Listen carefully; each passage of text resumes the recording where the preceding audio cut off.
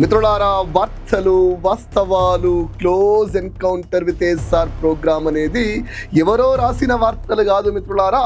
వాటి వెనుక ఉన్న వాస్తవాలు మీ ముందు తీసుకొచ్చే ప్రయత్నం చేస్తాం. మళ్ళీ చెప్తున్నా, ఈ రాష్ట్ర ప్రయోజనాల కోసం అవసరం వచ్చినప్పుడు యుద్ధం కూడా చేస్తాం మిత్రులారా. నేను ఇది ఊరికే అంటలేను. ఈ రాష్ట్రం మీద కుట్రలు చేసినప్పుడు, ఈ రాష్ట్రానికి ద్రోహం చేస్తున్నప్పుడు ఏదో వార్తలు చదివి ఇంటికి పోయి పడుకొని తినే వ్యక్తిని కాదు, ఈ రాష్ట్ర ప్రయోజనాల కోసం ఉద్యమం చేసిన బిడ్డను. అందుకే చెప్తున్నా మిత్రులారా, అందుకే చెప్తున్నా. ఇలా రాష్ట్రం ఇలాంటి పరిస్థితిలో ఉంది అంటే ఇది ఒకసారి చూడండి మిత్రులారా. తెలంగాణ చుట్టూ ఒక విషవలయం వచ్చేసింది. తెలంగాణ ప్రాజెక్టుల మీద భయంకరమైన కుట్రలు జరుగుతున్నాయి. తెలంగాణకు నీళ్లు లేకుండా జలదోపిడీ చేస్తూ తెలంగాణను ఎడారి చేసే ప్రయత్నం చేస్తున్నారు.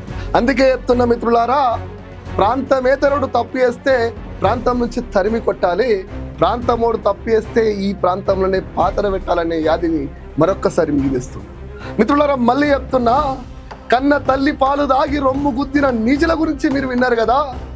కన్న తల్లి కంటే గొప్పదైనటువంటి భూమి, ముఖ్యంగా పాలమూరు గడ్డ రేవంత్ రెడ్డికి రాజకీయ భిక్షనిస్తే, రాజకీయంగా నిలబెడితే ఇలా పాలమూరు ప్రజలను నాశనం చేస్తూ, పాలమూరు నీళ్లు రాకుండా చేస్తూ, పాలమూరును మరొక్కసారి వలస వెళ్ళే ఎడారి గడ్డగా చేస్తున్నటువంటి రేవంత్ రెడ్డి ఇలా పాలమూరు ప్రజల కన్నీళ్ళకు కారణమవుతూ కృష్ణా నీళ్ళని తీసుకుపోయి చంద్రబాబు నాయుడు కళ్ళలో ఆనందం చూడడం కోసం ఇలా పాలమూరును ఎండబెడుతుండు, అబద్ధాలు చెప్తుండు, ఆంధ్రోళ్లతోటి కలిసి కుట్రలు చేస్తుండు, తెలంగాణకు తీరని ద్రోహం చేస్తుండు.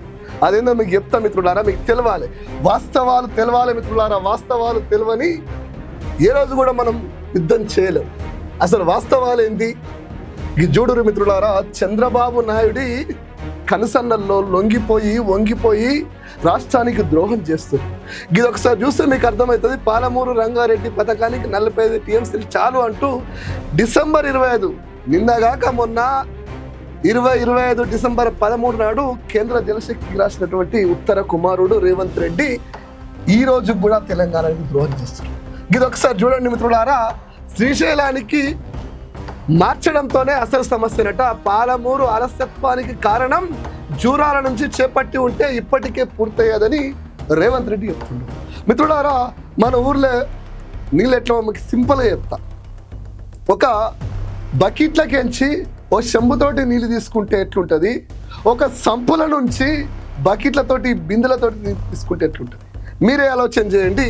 మీకు సింపుల్గా అర్థం అవ్వాలంటే ఇది చూస్తే మీకు అర్థమవుతుంది. ఇది శ్రీశైలం ప్రాజెక్టు.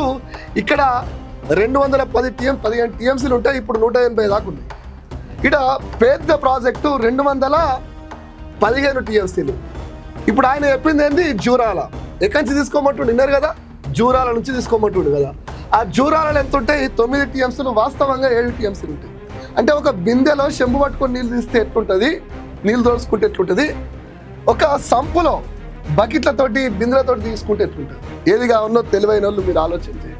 పాలమూరు వాళ్ళకి చెంబులతోటి నిలిద్దామా, బకెట్లతోటి బిందెలతోటి నిలిద్దామా? 215 టీఎంసీల నుంచి నీళ్ళు తీసుకుందామా, 7 టీఎంసీల కంచి నీళ్ళు తీసుకుందామా? ఇంకో మాట అన్నాడు, చెప్తే నవ్వుకోవాలి కాదు, ద్రోహము. నడి రోడ్డు మీద ఉరిదీయాలి రేవంత్ రెడ్డి. ఊరికే అంటలేండి. ఏమన్నాడు, అన్ని నదులు అన్ని నీళ్లు జూరాలకే వస్తాయి అన్నాడు.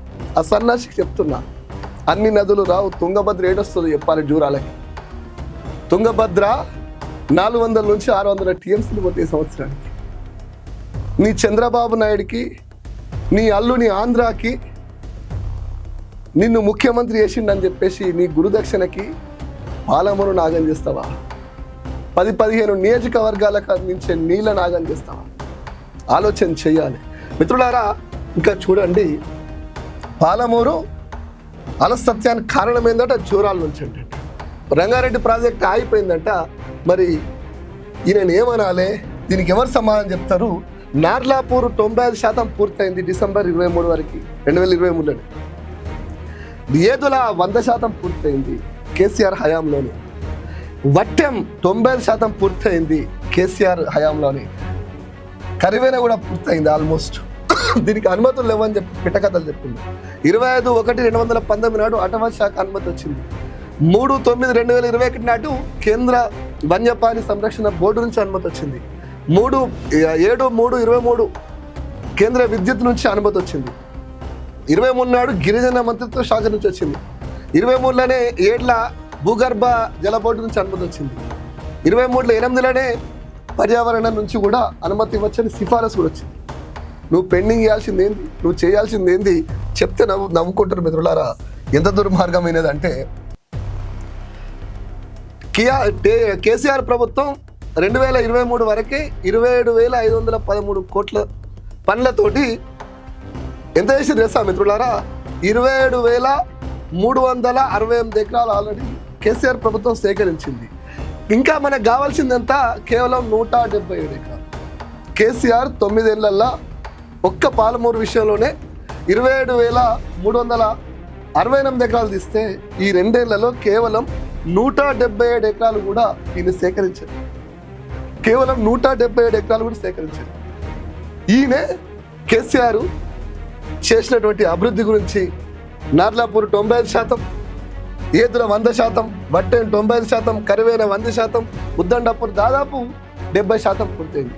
మిగిలిన 2%, 3% చేయలేని సన్నాసి రేవంత్ రెడ్డి ఇలా పాలమూరుకు ద్రోహం చేస్తుంది. ఏకంగా ప్రాజెక్టునే మార్చే ప్రయత్నం చేస్తుంది. ఒక్కసారి ఆలోచన చేయండి మిత్రులారా. కేసీఆర్ అనే వ్యక్తి ఈ రాష్ట్రం కోసం ప్రాణాలు పణంగా పెట్టిన బిడ్డ.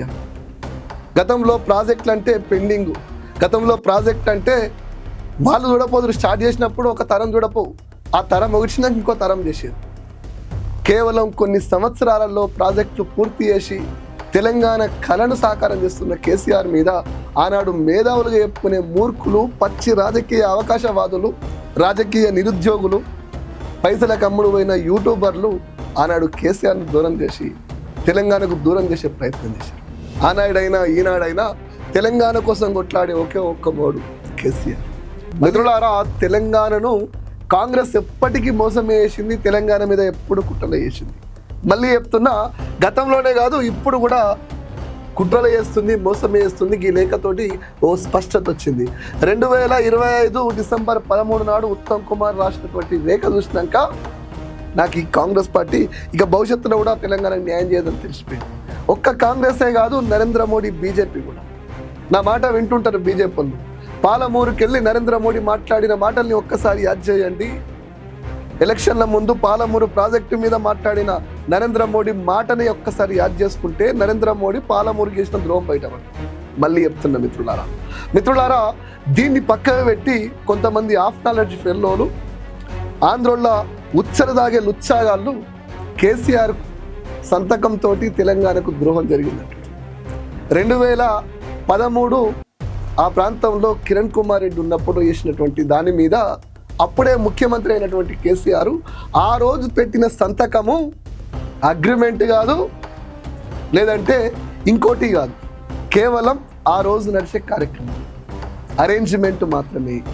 కానీ తెలంగాణకి ఇది అన్యాయం జరుగుతుందని తెలిసి తెలంగాణ కోసం కొట్లాడి సెక్షన్ 3 తెచ్చి ట్రిబ్యునల్ తెచ్చి 1956లో కాంగ్రెస్ రాసినటువంటి దుర్మార్గమైన రాతల్ని చెరిపి పాలమూరు రంగారెడ్డి ప్రాజెక్టు కోసం సువర్ణ అక్షరాలు రచించింది, సెక్షన్ 3 తెచ్చింది, ట్రిబ్యునల్ను వేయించింది కల్వకుంట్ల చంద్రశేఖరరావు కేసీఆర్ మాత్రమే. చాలామందికి ఇప్పటికి కూడా నీటి గురించి తెలియని మేధావులు నీట్ల గురించి మాట్లాడతారు. తెలంగాణ విషయంలో కానీ ఇంకేదాని విషయంలో కానీ మళ్ళీ చెప్తున్నా, ఆనాడు రాముడు చెప్పిందే వేదం, రామాయణంలో రాముడు చెప్పిందే వేదం, మహాభారతంలో కృష్ణుడు చెప్పిందే ధర్మం. నా తెలంగాణలో తెలంగాణ కోసం కొట్లాడే కేసీఆర్ ఒక్కందే యుద్ధం. ఆయన మాత్రమే గెలవగలిగే యుద్ధం, ఆయన మాత్రమే చేయగలిగే యుద్ధం, ఆయన మాత్రమే ఈ రాష్ట్రాన్ని కాపాడగలిగే ఆయుధం. దీనిలో ఎవ్వరికి అనుమానం అక్కర్లేదు. ఆయన మీద పట్టుకొని కొంతమంది చిల్లరగాళ్ళు, చిచ్చరగాళ్ళు కామెంట్ చేస్తారు. మళ్ళీ చెప్తున్నా, పాపం కేసీఆర్ విషయంలో నేను జాలి పడుతున్న విషయం. ఈ కథ నడుస్తుంటే ఇంకో కథ. నిన్న హరీష్ రావు మీద ఈమె ఓ స్టేట్మెంట్ ఇచ్చింది. ఏమని ఇచ్చింది? బబుల్ షూటర్ అట. మరి నేను అనొచ్చు కదా లిక్కర్ లిల్లీ అని. తప్పేంది?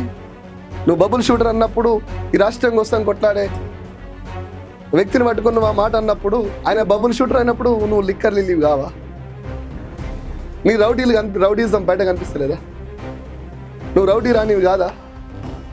మిత్రులారా, ఆమె గురించి చెప్పాలంటే మీకు 2 విషయాలు చెప్తా. ఎవరైనా పిల్లల్ని కంటారు, వాళ్ళ తలరాతని కాదు. అట్లాంటి గొప్ప కేసీఆర్ కూడా 2 అన్నాడు.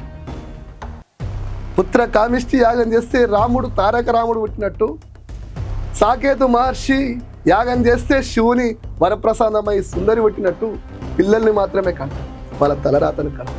నోరు ధరిస్తే తెలంగాణ అని అహర్నిశలు అణువణువు తెలంగాణ కోసం పరితపించే 70 ఏళ్ళ యువకుడు లెక్క, ఒక బొబ్బిల్ లెక్క తెలంగాణ కోసం గట్టాడుతుంటే, ఆయన బిడ్డలుగా తారక రాముడు ఒక దిక్కు తండ్రి మాట పట్టుకొని, తండ్రి మాటను జవదాటకుండా, తండ్రి కోసం తండ్రి చూపిన మార్గంలో తెలంగాణ పక్షాన్ని నిలబడి తెలంగాణ పాలిట తారక రాముడైతే, ఆ కేసీఆర్ కడుపులనే ఉట్టి ఇలా రాక్షసుని పెళ్లి చేసుకున్నట్టుగా రాక్షసుల సహవాసం చేసి రేవంత్ రెడ్డి కనుసన్నల్లో, చంద్రబాబు కనుసన్నల్లో తాటకిగా మారింది కవిత. కేసీఆర్కి 2 పుడితే ఒకరు తారక రాముడు అయితే ఇంకొకడు తెలంగాణ పాలిట తాటకైంది. నిజాలు కావా? అందుకే మిత్రులారా, ఆమె నిన్న స్టేట్మెంట్ అన్నదేమో, కేసీఆర్ రాకపోతే బీఆర్ఎస్ పార్టీ అయిపోయినట్టే, కేసీఆర్ రక్తం మంచుకొని నువ్వు కొట్టచ్చేమో కానీ కేసీఆర్ ఆశయాలను మోస్తున్నాము, కేసీఆర్ లాంటి వాళ్ళు లక్షల మంది తెలంగాణ గడ్డ కోసం రేపు వచ్చి నిలబడతారు, తెలంగాణ పక్షాన నిలబడతారు, ప్రతి ఊర్లో కేసీఆర్ గర్జిస్తారు.